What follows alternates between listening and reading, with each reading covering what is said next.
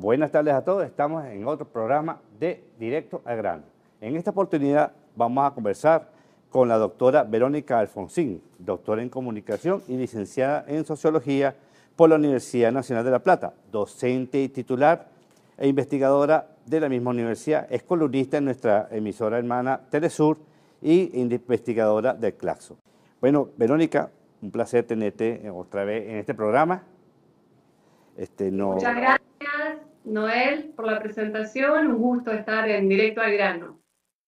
Este libro, segundo libro, que es Ética, Poder y Tecnología, Redes Sociales e Inteligencia Artificial, que es un título bastante largo, nos dice algo muy importante, que tiene que ver con lo que nos está sucediendo en nuestro sur global con las redes sociales.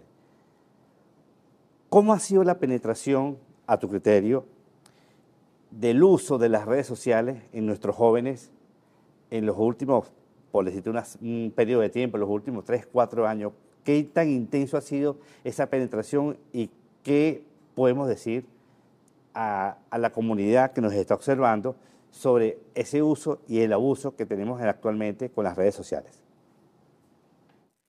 Bueno, me parece que lo primero sería enmarcar que cuando hablamos de redes sociales, en realidad estamos hablando, en realidad y lamentablemente, ¿no? Estamos hablando de grandes corporaciones angloamericanas. No estamos hablando de utilizar un software libre o un conjunto de programas que son hechos acá, en América Latina, ni en Venezuela ni en Argentina, sino que son corporaciones estadounidenses. Usamos Google, usamos seguramente WhatsApp, usamos las corporaciones de Silicon Valley, y ahí radica el mayor de los problemas, el grado de monopolización que hoy tenemos en las mediaciones en América Latina. Y como vos bien decís, los jóvenes construyen su subjetividad, construyen su mirada del mundo dentro de este mundo privado de grandes corporaciones, que justamente estas corporaciones tienen intereses económicos porque monetizan con nuestros datos, monetizan a través de que nosotros usemos y seamos adictos a sus plataformas, y también tienen intereses geopolíticos, porque estas corporaciones, ya hay que decirlo con todas las letras, son parte del Departamento de Estado de Estados Unidos, son parte del complejo militar industrial estadounidense y por lo tanto responden a la geopolítica del país del norte, ¿no? Esa lógica que me estás conversando, que tiene que ver con la penetración del uso y que evidentemente estamos hablando de corporaciones norteamericanas, del grupo Meta, evidentemente, de Google. ¿Crees tú que hayan tenido de una u otra manera influencia directa en procesos que tienen que ver con elecciones, con el proceso eleccionario de América Latina, procesos eleccionarios del continente europeo, inclusive procesos eleccionarios en los mismos Estados Unidos? Que recuerda que en el 2016 Donald Trump acusó de que Rusia penetró y manipuló las elecciones de Estados Unidos para que ganara él. Y bueno, ¿qué podemos decir respecto? Que se ha descubierto que realmente ya no es que Rusia penetró y ideologizó y manipuló unas elecciones, sino que ya los mismos norteamericanos son víctimas de su propio invento. Sí, las redes sociales ya está comprobado desde el 2015 hasta esta parte, ya estamos hablando de casi 10 años, que son utilizadas para modificar y para interceder en los procesos políticos electorales. En el 2015 se hizo toda una denuncia en Argentina, muchos militantes, ¿no?, del software libre y militantes por la democratización de las tecnologías.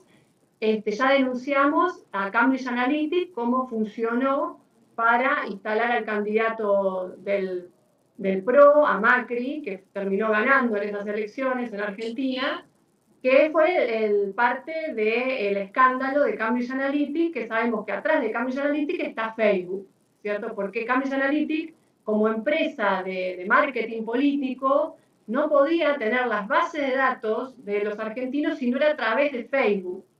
Entonces, Cambridge Analytica hoy no existe más, pero siguen existiendo estas corporaciones y otras más que siguen utilizando los datos, a partir de acaparar los datos de toda nuestra población, que lamentablemente somos totalmente vulnerables, porque en América Latina no está cerrado el anillo de fibra óptica, los satélites que usamos no son propios, entonces toda la comunicación que nosotros tenemos en América Latina va a parar a los servidores de Estados Unidos y son acaparados por estas plataformas.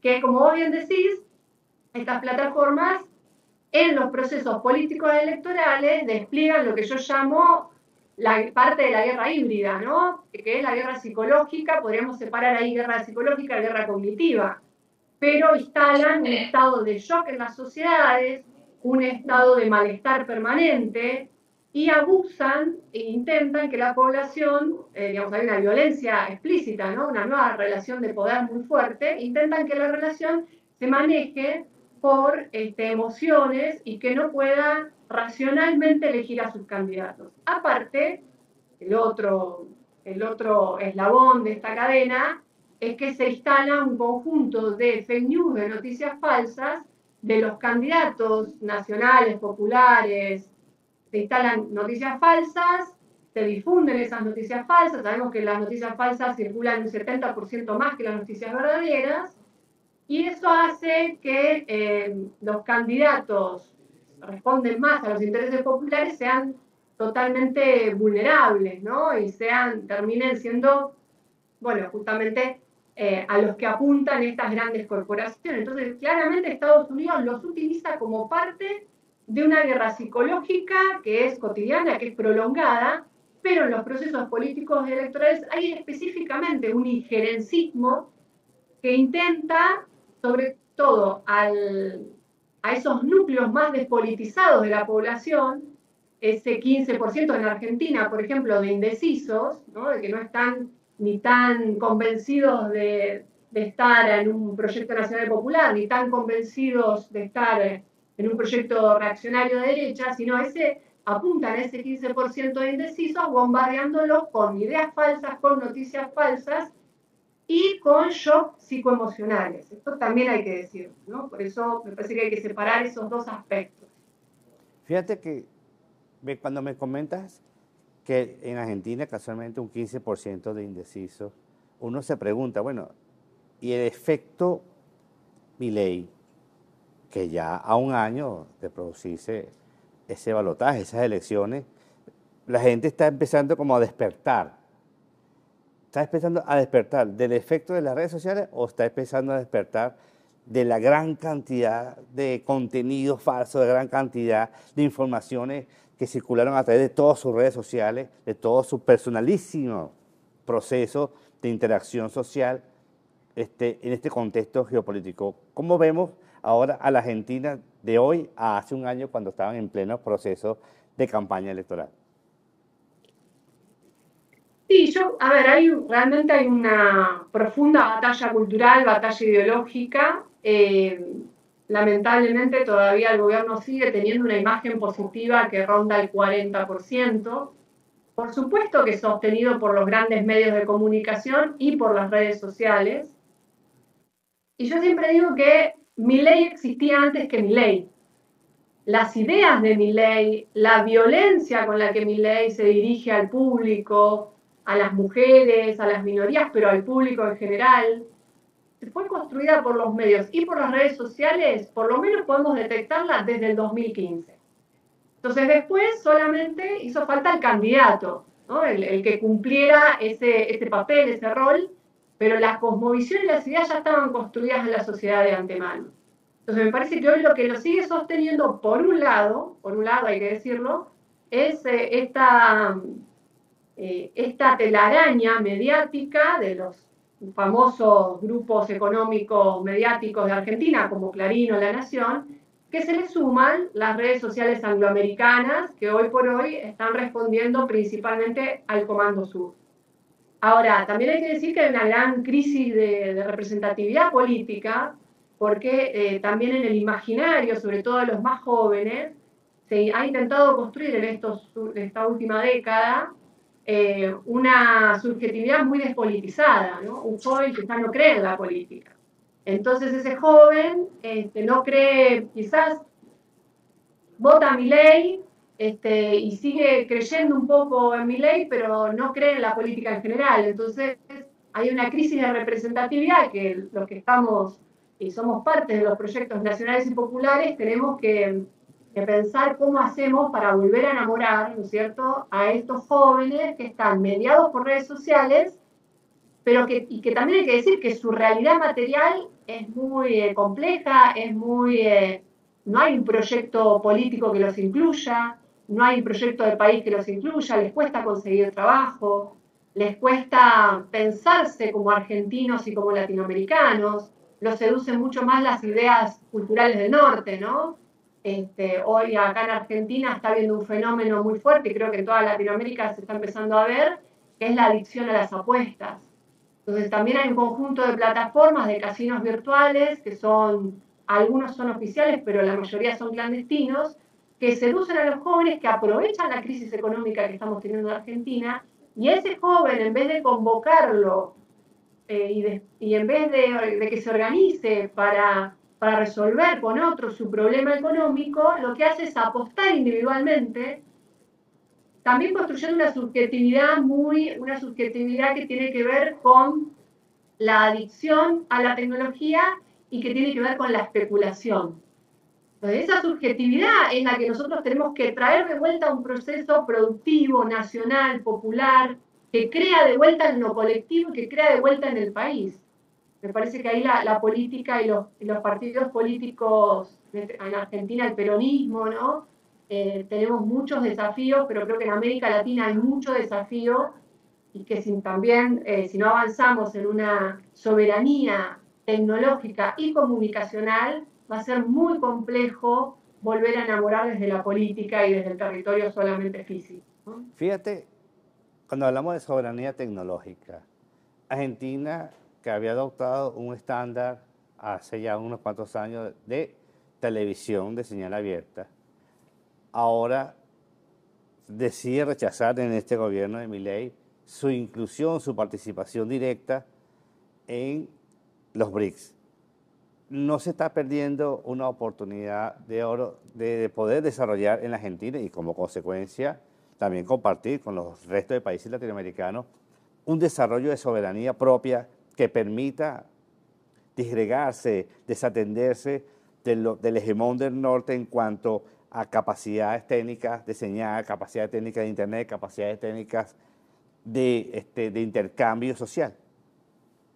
Y sí, por supuesto fue lamentable la decisión de salida de todo un proceso que se había gestado y que había tardado varios años de posibilidad de entrar al BRICS, ¿no es cierto? Argentina quedó, bueno, afuera de la posibilidad también de ser, por ejemplo, parte de la ruta de la seda, ¿no? A ver, sin duda el mundo hoy está siendo ordenado, el mundo de la producción, un mundo de paz, está siendo ordenado gracias a los BRICS y gracias a la posibilidad que nos está planteando este organismo internacional, en donde se están construyendo no solamente una alianza entre países, sino alianzas entre regiones, ¿no? En un plano geopolítico era fundamental que Argentina avance siendo parte de esta propuesta geopolítica, pero bueno, lamentablemente, y el proyecto de Milei y el programa de gobierno es estar alineado al hegemón, a Estados Unidos, específicamente al Comando Sur. Milei no ocultó desde antes de las elecciones toda su simpatía por el Partido Republicano y por Trump y por Elon Musk. Entonces ahí vemos que ya había una alianza construida en donde se quiere que Argentina sea el pivot en el cono sur, ¿no? Por un lado Ecuador, por otro lado o algunos países de América Central, ¿no? Y en el cono sur Argentina, cerrando, ¿no? un anillo, empujando los intereses del Comando Sur. Estamos viendo lamentablemente un crecimiento del narcotráfico, estamos viviendo un crecimiento de la violencia social, de la descomposición de la sociedad y un feroz ataque a todo el sistema científico-tecnológico Nosotros acá tenemos una empresa como ARSAT, que es la empresa que hace satélites y fibra óptica, una empresa vanguardia a nivel de América Latina, y ya están tratando de desmantelarla, de privatizarla y darle ese negocio a Elon Musk. Por supuesto que esto es más sufrimiento para Argentina. Creo que todavía cuesta traducir a las mayorías sociales, a la mayoría de nuestro pueblo, que comprendamos que hoy estar alineados a Estados Unidos es más pobreza, más desocupación, menos posibilidad de industrializarnos. Creo que hay que ser muy pedagógico porque no hay una mala imagen de Estados Unidos en las mayorías sociales y me parece que eso todavía hay que construir, ¿no? Y hay que incluso también nos pone en un riesgo de ser parte de guerras que, bueno, que le van a hacer mucho daño a la Argentina, ¿no? Digo, lo que está pasando en Israel, en Ucrania. Ahora, fíjate que en el albor, porque no sabemos todavía qué va a suceder en esa soberana tensión que hay con respecto a Estados Unidos y a Rusia, en el cual Ucrania es el escenario. ¿Qué me puedes decir tú de esa cuerda tan floja que se está tensando y que no sabemos qué pueda ocurrir en el próximo mes? Porque es una decisión de cada país. ¿Cómo tú ves a Latinoamérica en el contexto de un posible estallido global? Se dice Tercera Guerra Mundial, otro le dice la Gran Guerra. ¿Cómo ves tú América Latina inmersa dentro de ese gran panorama nuclear? Porque hay un problema ya de orden nuclear directo con unas nuevas políticas que hace Rusia, que Rusia ya cambió su doctrina nuclear y eso pone en extrema tensión a Europa y como consecuencia a los mismos Estados Unidos. Mira, voy a ser un poco polémica. Yo tengo una tesis de que América Latina también está en guerra. Está en una guerra híbrida y está en una guerra psicológica muy fuerte. Digamos. Primero creo que hay que ser conscientes de eso, más allá de los frentes militares que tenemos en Ucrania, en Taiwán y en Palestina, ¿no? Eso me parece que son tres frentes de lo que algunos intelectuales, incluso el Papa Francisco también llama la Tercera Guerra Mundial, o este momento de una profunda crisis, ¿no? Por la gran caída del imperio angloamericano, una gran crisis terminal en la que está el modelo capitalista angloamericano y hay que ver cómo se reconfiguran a nivel geopolítico las regiones. Ahí tenemos tres frentes militares, pero también me parece que tenemos que ser muy conscientes en América Latina que por supuesto queremos la paz, tiene que ser zona de paz, pero ser conscientes de que estamos hoy atravesando una guerra psicológica en nuestra población muy fuerte, que si no lo entendemos de esa manera, no vamos a poder comprender cuáles son las tareas históricas que tenemos que desandar en América Latina. Esto lo digo así porque en el proceso de gobiernos progresistas, ¿no?, que tuvimos en la región, quizás nos costó avanzar lo suficientemente fuerte en la soberanía tecnológica y comunicacional, ¿no?, que implicaba cruzar líneas rojas, líneas que Estados Unidos no quería, pero era muy necesario para cuidar la salud mental de los jóvenes y para que una generación no esté subordinada y perdida en la mirada estadounidense. Ahora, en términos geopolíticos, creo, y volviendo un poco también a la intervención que vos recién hacías, América Latina me parece que es la región que tiene hoy que acercarse lo más posible a China y a los BRICS. Por suerte Brasil hoy está en esa línea. Venezuela viene trabajando, ¿no?, en este mundo multipolar, a acercar el mundo multipolar a la región. La verdad que es admirable cómo Venezuela es la vanguardia a nivel latinoamericano en términos morales y en términos de poder acercar el mundo multipolar, ¿no?, y consolidar una mirada de hacia dónde tenemos que dirigirnos a nivel regional. Creo que la región tiene que comprender que la única forma de que podamos avanzar en un desarrollo interno, en trabajar las desigualdades que tenemos en nuestra región sigue siendo la más desigual de todo el planeta, es a través de la propuesta de los BRICS. Porque los BRICS están planteando justamente transferencia en términos de tecnología. Ya, ahí vuelvo un poco a mi área, ¿no? Pero a diferencia de Estados Unidos, que hace más de 70 años que no hace transferencia de tecnología y usa su tecnología para construir un nuevo sistema colonial tecnológico, o sea, sus ventajas para subordinar a otros países, al contrario de eso, China y los BRICS, en todos sus documentos fundacionales y en la práctica, en los pasos que van dando, hacen transferencia de tecnología, es decir, le permiten a los países más retrasados en términos tecnológicos poder tener herramientas para avanzar en sus propios desafíos, con su propia heterogeneidad cultural, ¿no? Eso también hay que decirlo. Los BRIC permiten que cada región y cada país pueda sumarse manteniendo sus propias culturas, su propia identidad, su propia idiosincrasia.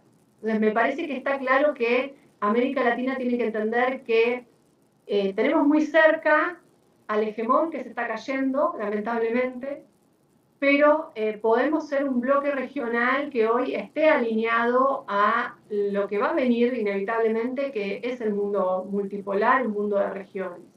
Fíjate que te pregunto esto porque África no se dice. Parece que hay un silencio informativo sobre África y África tiene 2 años o más dando pasos agigantados. Fíjate que los franceses se han retirado de la mayoría de su ex colonia y ha sido abordado por otros países. Rusia ha apoyado mucho al África, pero no se dice. ¿Qué opinión me das tú acerca de ese continente dormido? Bueno, creo que África tiene, como vos bien decís, muchos colonialismos encima, o sea, tuvo a Francia, a España, ¿no? A Europa, que durante cientos de años, al igual que América Latina, ¿no? Les impidió desarrollarse, les impidió construir una unidad regional.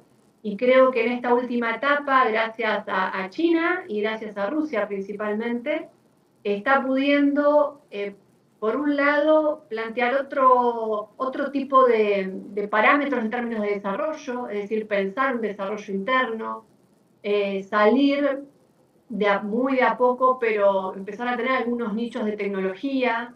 Eso es gracias principalmente a estos dos países que, como te decía, hacen transferencia de tecnología.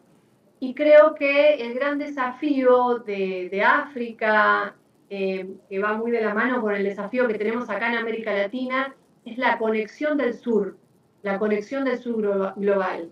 Creo que en tanto empecemos a estrechar lazos cada vez más fuertes, más sólidos, en términos de una estrategia común, en términos de organismos regionales articulados, vamos a poder tener una potencia en términos de poder sentarnos en los organismos internacionales y tener una voz importante. Por ejemplo, en términos de tecnología, se está planteando, y esto Brasil en parte lo está liderando, la necesidad de construir una inteligencia artificial del sur global. Algo que parece un sueño, ¿no? Pero yo siempre me acuerdo cuando Chávez planteó, y siempre lo traigo a hoy, cuando Chávez dijo que había que construir Telesur. Y parecía un sueño y era romper con el orden comunicacional hegemónico, porque era la primera vez que América Latina iba a tener un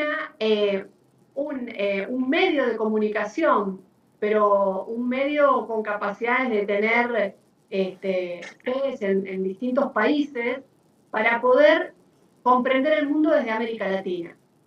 Entonces, hoy tenemos que pensar en una inteligencia artificial del sur global, sin duda, en una soberanía comunicacional desde el sur global. Yo creo que en tanto se estrechen lazos entre nuestros continentes y también con Asia y con Europa del Este, vamos a poder ir de a poco saliendo de este sistema colonial que hoy se ampara mucho, por un lado, en lo financiero, en el manejo de las finanzas a partir del SWIFT, y por otro lado, a partir de lo tecnológico y comunicacional. Creo que, bueno, son grandes desafíos, ¿no? en un minuto, un mensaje para los jóvenes venezolanos, vista desde tu perspectiva comunicacional, sociológica y de investigación. Bueno, seamos críticos con las mediaciones. Tenemos que poder, a todos los jóvenes de América Latina, poner distancia de las plataformas que usamos en el celular. Tenemos que poder ser críticos de Facebook, de X, de WhatsApp, de Instagram. Tenemos que poder comprender que son instrumentos que están construyendo hoy un nuevo modo del poder y que pertenecen al modelo angloamericano. Para así, a partir de ser críticos, también apoyar y empujar cuando los estados y los gobiernos nacionales y populares planteen la necesidad de la democratización de la tecnología, de la comunicación, y entendamos que solamente con más democratización en la tecnología que vamos a poder tener no solo salud mental, sino comprender cuáles son los verdaderos caminos que nos llevan a un mundo más equilibrado y a estar bien, porque todos queremos eso, ¿no? A estar bien en cada uno de nuestros países y que nuestro país sean desarrollados y haya un bienestar social, ¿no? Bienestar comunitario. Bueno, muchísimas gracias, Verónica. De verdad, muchas gracias por tu participación muy aclaratoria en este contexto donde estamos buscando todos luces que nos permitan avanzar. Bueno, hasta este momento, señores, ha sido su programa Directo al Grano, otra emisión más por su canal ANTV, su canal a la Asamblea. Y bueno, muchas gracias, buenas noches y muchísimas gracias, Verónica. Siempre ha sido, es necesario siempre contar con entrevistados como tú, con intelectuales como tú, que nos permitan avanzar en este mundo posible, en este mundo pluripolar y que nos permitan crecer todos juntos.